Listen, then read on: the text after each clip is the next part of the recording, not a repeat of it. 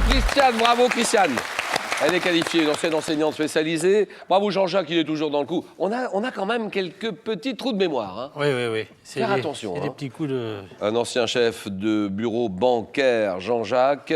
Et celui qui mène la course, il est musicien, il est papa au foyer, musicien, et il adore ça. Danseur, non pas danseur, il est sauteur. Son métier, c'est sauteur, musicien, sauteur. C'est vrai. Il s'appelle Benjamin, c'est le moment des 4 à la suite. 4 thèmes, 40 secondes, 4 à la suite. Mais sur quoi? C'est arrivé un 12 mai. Le pétale en botanique.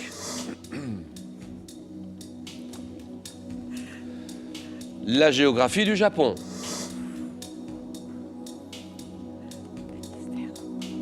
Et le thème mystère, vous le découvrez en exclusivité sur Twitter. Hashtag QPUC, les initiales de questions pour un champion.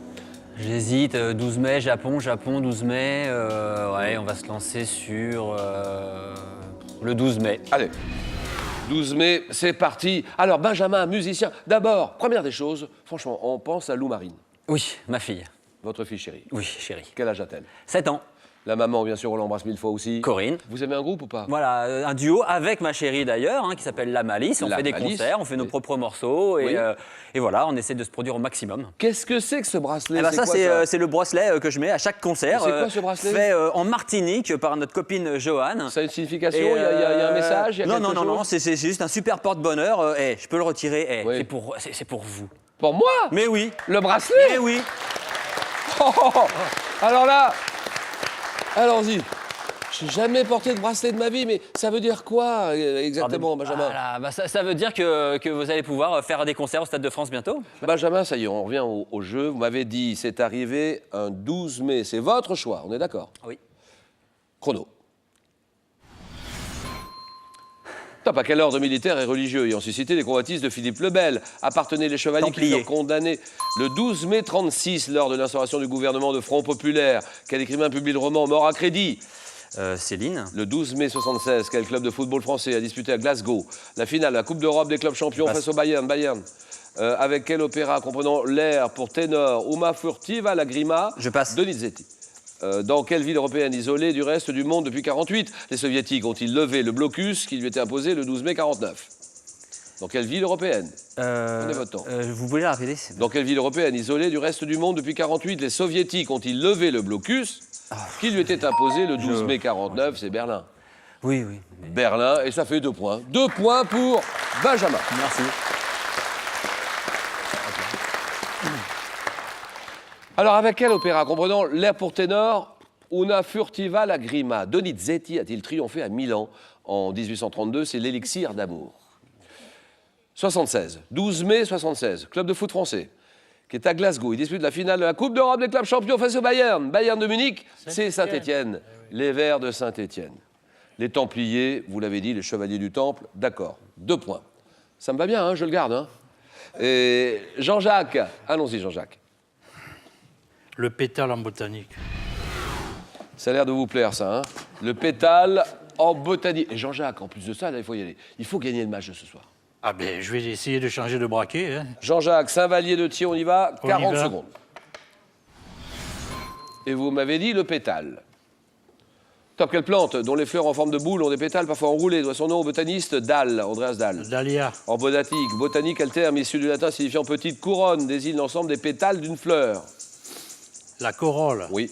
Quelle famille de légumineuses dont le nom vient du latin signifiant fève comprend des plantes produisant un pétale supérieur appelé étendard? Ça vient de fève. Fabacée. C'est oui. Comment appelle-t-on l'ensemble des enveloppes florales comprenant la corolle, le calice, qui entoure les étamines et le pistil? La hampe. Non. Quelle plante à rhizome, dont les fleurs se composent notamment de 3 pétales dressés, a donné son nom à la famille des iridacées? L'iris. Quelle famille de plantes est représentée par des végétaux comme le cresson, le giroflée, dont les fleurs ont 4 pétales libres disposés en croix, les brassicacées, les crucifères? 3 points pour Jean-Jacques.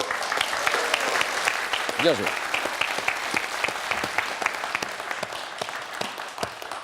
Comment appelle-t-on l'ensemble des enveloppes florales comprenant la corolle et le calice qui entourent les étamines et le pistil? Ça, c'est le périanthe. Périanthe, T-H-E à la fin. Christiane, c'est à vous. Le thème mystère. Attends. Le thème mystère? Oui. Alors, ordinateur, nous dévoilons ce thème. Le thème, le roman. Le mot roman dans les titres de romans. On est bien d'accord, Christiane, hein? Le mot roman dans les titres de romans. Christiane, habitant Pujol. C'est ça. Et alors vous, c'est le cinéma. Plutôt. Le cinéma italien. Oui, le cinéma plutôt d'Arese, on va dire. Voilà. Oui, Mais le pas mal de cinéma Fellini. italien en général, oui. Christiane, vous avez le temps de nous regarder? Question pour les champions. Ah oui, régulièrement. Donc vous savez ce qui va se passer maintenant. Oui, 40 secondes et vous êtes dans la fenêtre. d'accord. Sur ce thème, roman, dans les titres de romans, Christiane Pujol. Top 2009, quel écrivain publie un roman français 9 ans après la parution du best-seller 99 francs. Bad BD. En 1858, dans quel roman Théophile Gautier découvre-t-on le corps embaumé d'une jeune égyptienne dans un tombeau de la vallée des rois? La momie. C'est non. 1881, quel écrivain et officier de marine, né à Rochefort, publie le roman d'un spahi? Pierre Loti. Oui. Au 17e, quel roman inachevé de Paul Scarron raconte les aventures burlesques d'une troupe de comédiens ambulants? Je passe. En 98, quelle jeune fille d'un ancien président de la République, publie sa première œuvre littéraire sous le titre Mazarine du premier Pinjot. roman? En 2007, quel écrivain, auteur de quelques années auparavant de L'Adversaire, se penche sur ses origines dans un roman russe, Emmanuel Carrère? Carrère, oui. Et on a un point. Un point, Christiane. C'est pas grave du tout, Christiane. Alors, elle est en train de se dire, où est la gare de Lyon? Je cherche la gare de Lyon, où est-elle? Non, Ah pour le c'est pas ça. sud-ouest, c'est la gare Montparnasse. Ah oui, c'est vrai, pardon. Et là, un point à votre place, Christiane. Mazarine Pinjot pour premier roman, d'accord. Le Théophile Gautier, le corps embaumé d'une jeune égyptienne dans un tombeau de la vallée des rois, le roman de la momie. Un roman français, Ah, oui, oui. Frédéric Becbédé. Et le roman comique, un roman inachevé de Paul Scarron, le roman comique. Un point, Christiane, on s'arrête là. Christiane, on est d'accord, Christiane? Oui. Merci. Merci beaucoup, Christiane. Elle cherchait un peu la boussole ce soir, Christiane. À présent, c'est une voiture que je vous propose de gagner. Quel légume de couleur orange se consomme? Cru, râpé ou cuit? Pour une voiture. Le poireau, réponse 1. La carotte, réponse 2. 32 43 par SMS, vous envoyez un ou deux au 7 10 20, tirage au sort. Parmi toutes les bonnes réponses, Benjamin est en finale, Jean-Jacques est en finale, il joue pour une première victoire, on est d'accord? Le match, le choc, le jeu.